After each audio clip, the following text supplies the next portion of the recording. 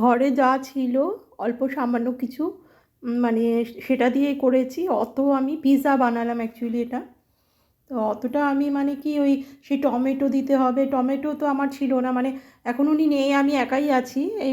এই কটা জিনিসই ছিল, চিজ ছিল, সস ছিল, ভুট্টা ছিল, সুইটকর্ন ছিল না, ভুট্টা ছিল, ক্যাপসিকাম, পেঁয়াজ, যা ছিল আমি মোটামুটি, আর ময়দা ছিল, ময়দা দিয়ে করিনি, আমি আটা দিয়ে বানালাম।